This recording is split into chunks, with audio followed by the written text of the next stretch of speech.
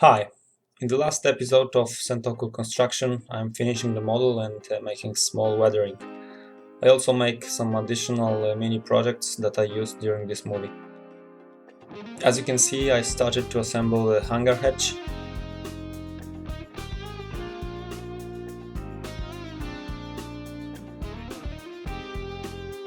Then I pasted the whole hangar to the hull.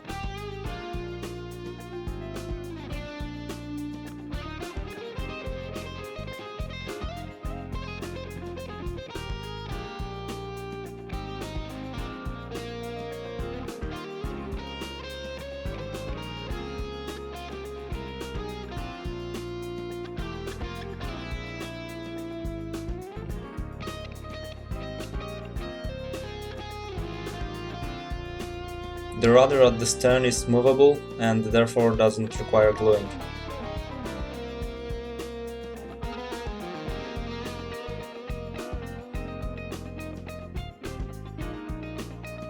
I also installed some elements on board, such as hatches and air intakes.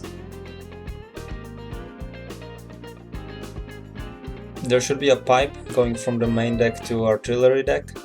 To mount it, I had to cut off a piece of railing and pasted it again after mounting a pipe.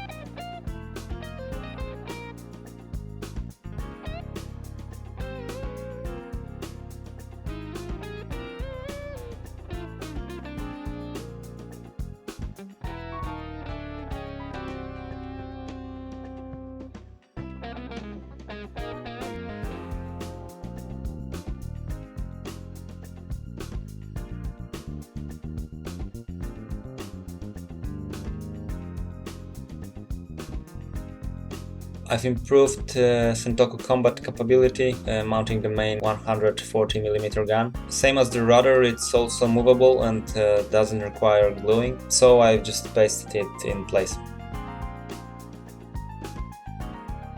I've installed anchor on the starboard side.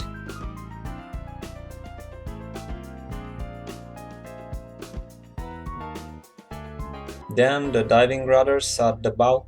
They were normally stored during surface cruising, but I decided to show them.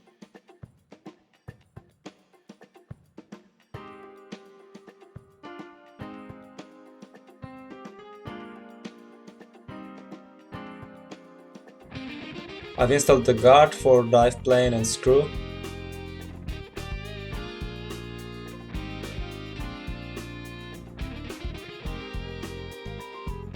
And also a small mast for radio wire that is running along the hull. It's time for decals. I've pasted I-400 tactical sign and the Japanese flag using microset and microsol liquids.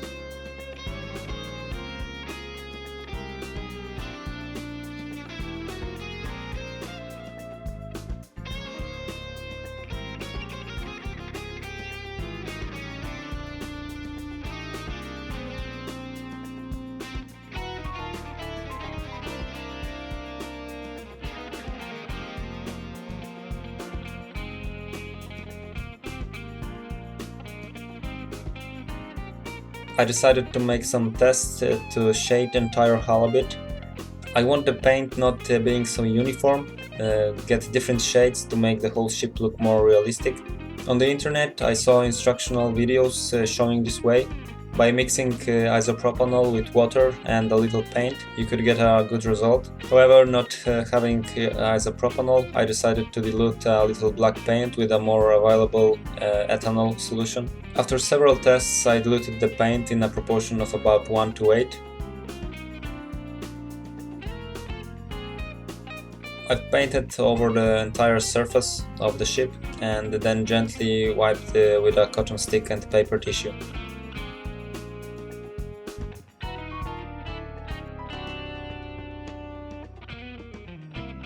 I will definitely use it in the future, maybe testing a different type of alcohol.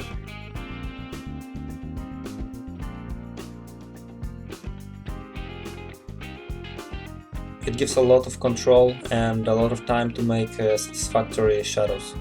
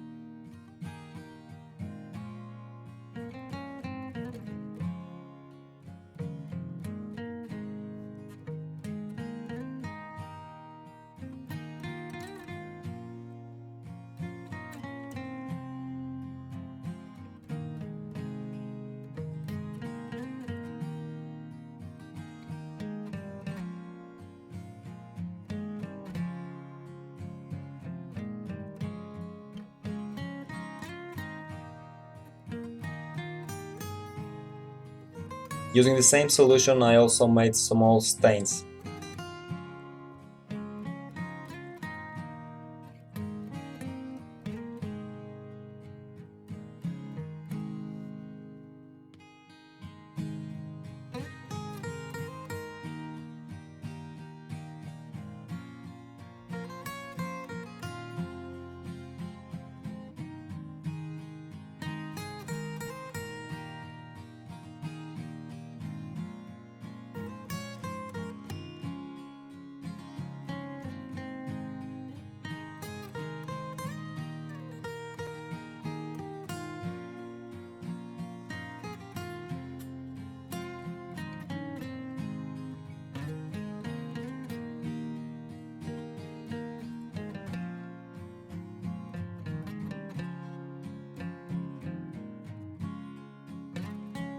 Then I started to add some rust. I used the standard rust pigment from Modeler's World, also diluting it with 40% solution of spirit and water.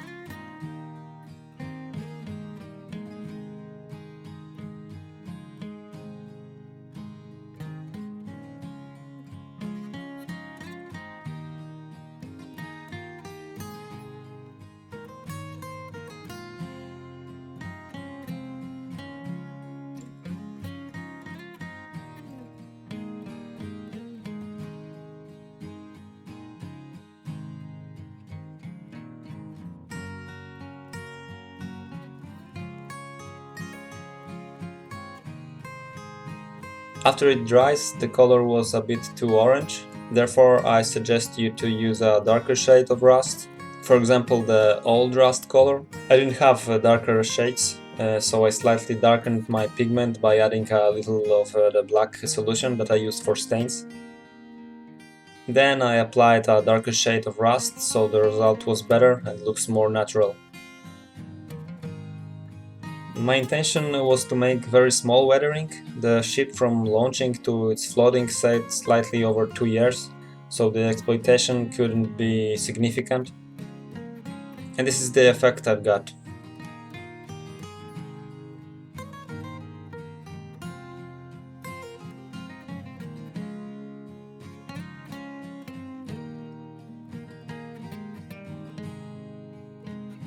One seaplane dolly was missing, so I made it by pasting the remains of photo-etched parts with CA glue.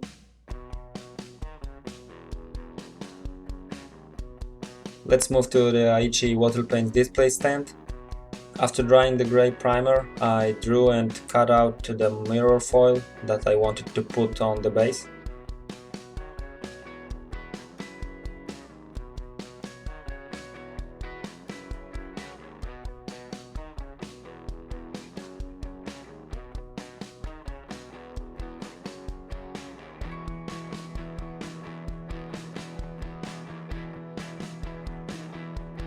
Then I took care of the platform. Using a small milling cutter and a knife, I cut out the unnecessary plastic.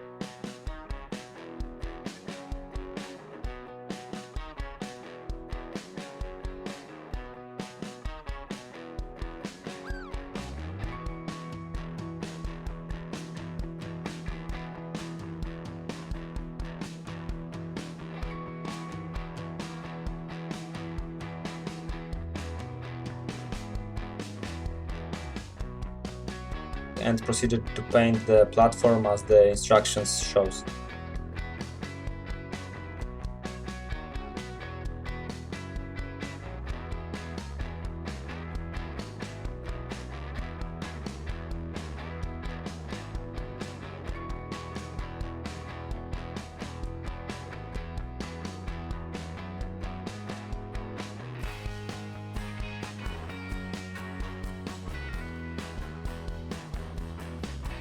I also painted the base with diluted black paint. I wondered for a long time what the tall mast at the stern of the ship was used for. Finally, I found a drawing of a Japanese Type B1 submarine, which indicated that this mast was used to mount a long-range radio antenna. So I decided to make it. I used a thin wire and made small circles, trying to keep the scale.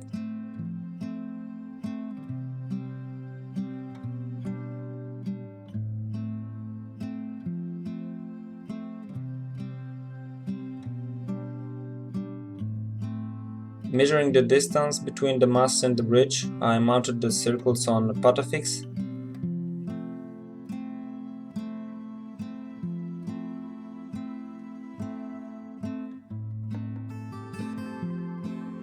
And then, using ammo of MIG rigging, I started to connect them, creating the antenna.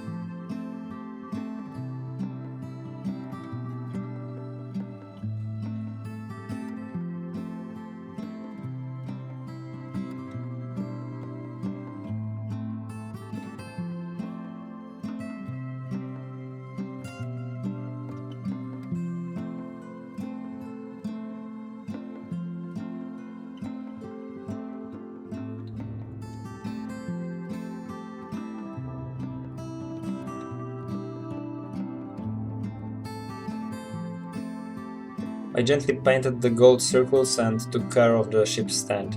I put first coat of black paint, painted the supports with steel color from Mr. Hobby, and then put a second coat on the base.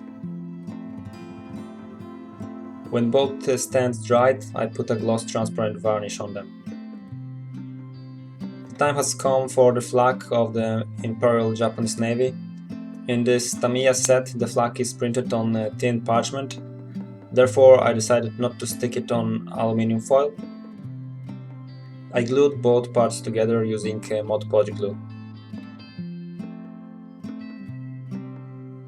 Before it dries, I formed the flag.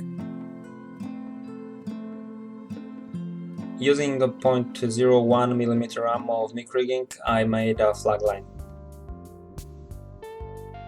Sen Toku took up water planes using a crane located near the hangar. Unfortunately, my camera didn't record this and I can't show you the assembly of this mast. I added rigging and installed a hook, so the aircraft crews could easily return to the ship. I also made antenna mast rigging and mount the radio wire on small mast.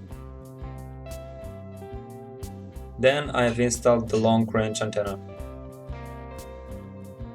This ammo of MIG rigging are very flexible, so after I've pasted the antenna, the mast bent significantly.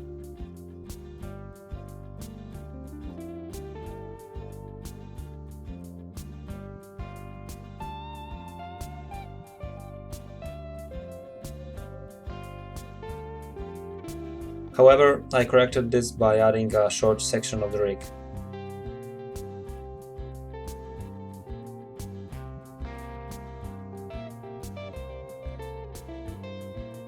Finishing the fan with links, I also raised the flag on Flagstaff and proceeded to the last elements of the construction. I peeled off the protective foil from the base. Reading the comments under one of the videos, someone suggested that the drive shafts should definitely not be golden, so I decided to darken them significantly using previously tested wash. The time has come to stick Aichi planes. One that is seated on the platform will be on the display stand. The next one I've installed in front of the hangar, showing the aircraft during preparation for takeoff.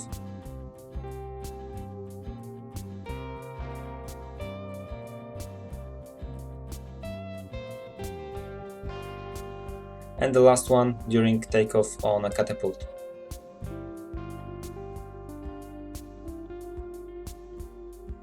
The last element was installation of the stand and sticking the plate from Tamiya set. And this is the effect of my work.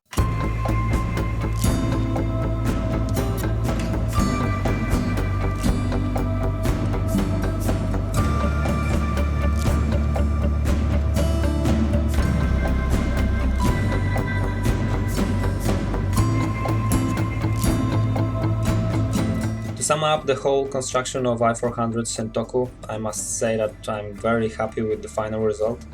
I'm glad that I chose this extremely interesting ship.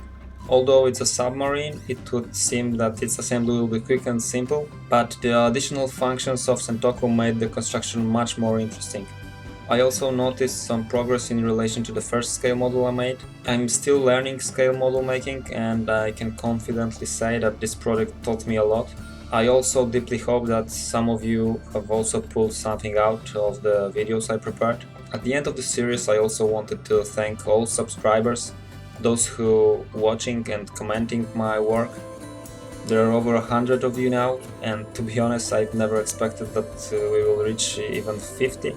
Thanks for the support, guys. It really gives a powerful kick to further work and creating interesting materials. I usually don't do it, but here I want to ask you, just consider subscribing my channel if, of course, the content suits you. Finally, it's time to announce the next model. In a poll I recently conducted, planes and tanks won, which didn't surprise me at all. Therefore, in the next series I will start the assemble of McDonnell Douglas FA-18 Hornet Fighter C version. This will be my next scale model experience. It will definitely be interesting. However, before we start the series, I'm planning to do a short review of recent purchases that have significantly expanded my workshop. I hope that such short videos will be useful to many of you in making the decision to buy or not the equipment that I will present. Therefore, the next episode soon. Take care, best regards, and see you next time. Bye.